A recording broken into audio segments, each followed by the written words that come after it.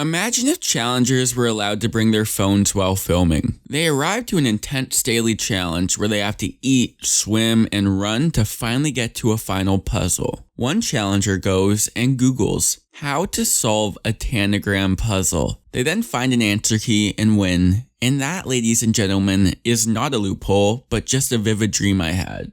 So I'm gonna go ahead and take the money and run, Teach.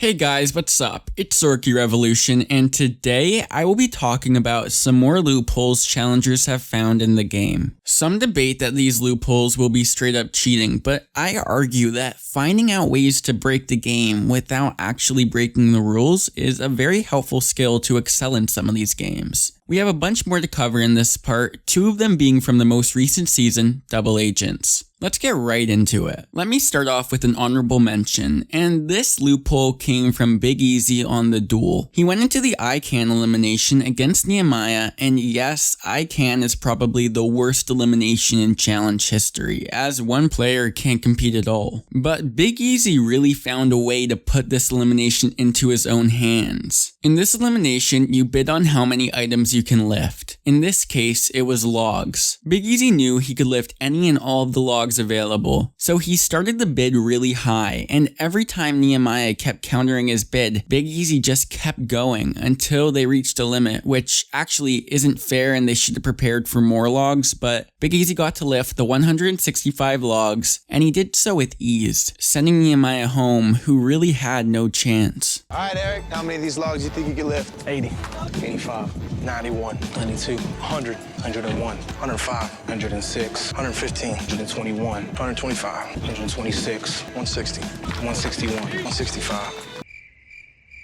There's 165 logs in this thing. That's the limit right there. You still believe you could do 165? Eric hits 165. That's it. There's no more logs to weigh. Because Eric was the last one to say it, he has to do it. At number 5, we have Johnny Bananas on the Blackout challenge on Dirty 30. Now, this challenge had two stages. The first stage being where you and your team had to scratch numbers off of a painted window to find a combination to a lock and get to the second stage, which was a big puzzle. Banana's loophole was only used on the first stage with the numbers. There were 4 numbers you had to find on the window to unlock the lock, which, by the way, scratching the numbers off of the black painted window looked extremely painful.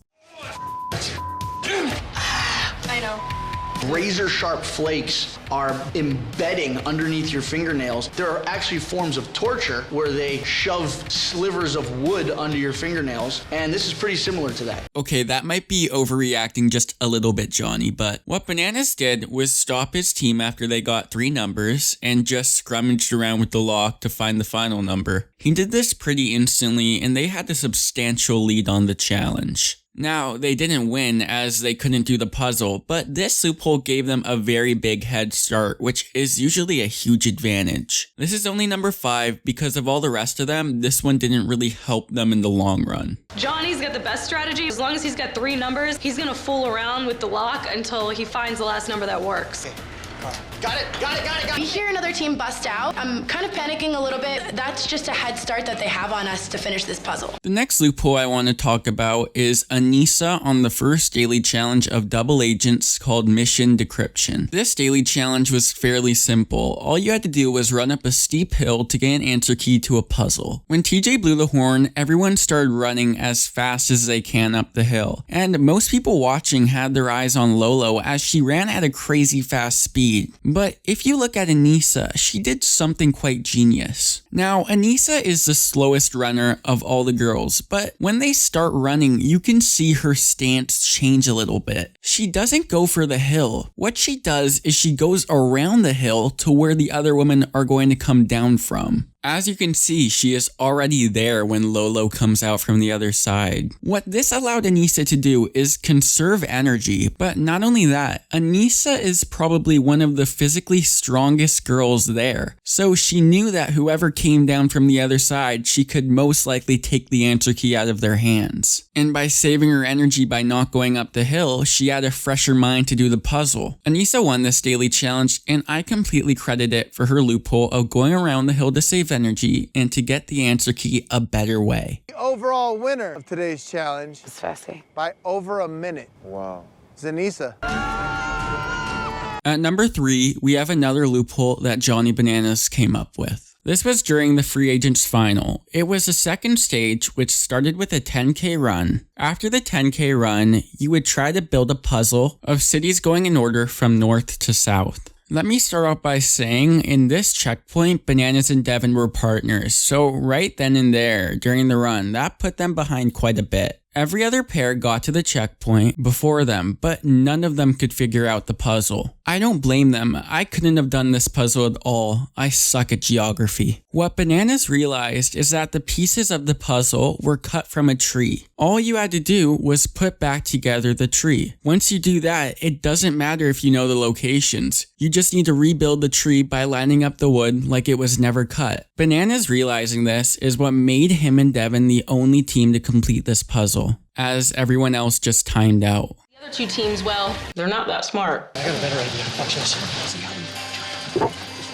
Since this puzzle was once a tree, the method to solving it is basically just putting the tree back together. Devin and I start lining up each piece till it fits where it's supposed to. I told you those other teams weren't so smart. Number 2's loophole is not during a competition. This is more of a political loophole, of bending the rules of the game to benefit you and hurt the other team. So on Inferno 2, Julie came up with a plan. There were 2 teams on this season, and each team had to pick a member of the opposing team to be at risk of elimination. Julie figured out that if they let the badass team choose who was going in first, that whoever they chose, they could just pick whoever they felt confident going against. For example, if Jamie was picked by the badass team, she could just pick Tanya right then and there because she felt more confident. And if Jody was picked, she could just pick Veronica. So depending on who one team chooses, the other team would then switch their vote around. It's really hard to explain, but I'm going to be putting clips in the end so it will be explained better. I've never seen such a genius way to bypass voting in this game, and especially in the olden days, players would get so offended by things like this. The badass team ended up picking Jody first, and as a loophole, Jody then picked Veronica as she just felt confident. Veronica did not think it was fair that they just changed the vote last minute, and every single person was absolutely shocked, claiming that it was cheating and it messed up the whole game, but in the end, Veronica just got outsmarted and she admitted that. Like if they vote and they say Julie, then I'll say, oh, Veronica. The group votes for Tanya. Last minute, Julie comes up with this brilliant idea that whoever they pick will personally announce who they want to go against in the Inferno. Going to be Julie or I, why don't we just throw in Veronica? But if we know it's going to be Siobhan or Jamie, then we can just go with Tanya. We want Jody in the Inferno. We're going to go with Veronica. Had we picked Siobhan or Jamie, Tanya would have been in the Inferno. To me, this is cheating. You guys messed up the game. Usually, I am so deep into the game, wanting to figure out all the loopholes. They actually outsmarted me. It's not in the rules, you can't do that. I'm just surprised because I always thought I was the biggest bitch here, and I guess I was wrong. Now, at number 1, we have Agent Down from Double Agents. This daily challenge is very similar to Don't Let Go from the Duel 2, but it's more complicated than just hanging on. Don't you let me go! Don't you let me go! Don't you let me go! Don't you let me go! In this variation, the women partners actually stand on a faint ledge while the guy partners pull a rope. Once the rope is pulled all the way, he can hold his female partner's hands and TJ then removes the ledge, which he can do at any second, by the way. Now, this loophole is where the ledge was. When it disappears, there is still a little kind of groove where the ledge would have been. It has enough support for you to stand on it and support yourself. Teresa is the one everyone calls out for using this, but actually most of the girls use this ledge as it was right there and helped a lot. I have seen so many fans claim this is cheating, and my response to that is I think the challenge might have put it there on purpose. Maybe not on purpose, but with the budget they have now, they easily could have gone a better mechanism to cover it up. Teresa is the one who used this loophole the best, and she actually was able to keep herself stable for Jay. Not to discredit Jay at all, he had the best form of anyone and had the most impressive performance for the guys. Teresa and Jay won their heat, but CT and Big T beat them overall. I guess they just couldn't beat Big T's mean face. See that mean face? You see your mean face? Show TJ that mean face. Thank you all so much for watching. Please like, comment, and subscribe, and follow me on Twitter at RookieRevo if you haven't already for updates on upcoming videos. Comment down your favorite loopholes and let me know if I missed any, or just comment your favorite ones ever. I hope you all enjoyed, and until next time, take care.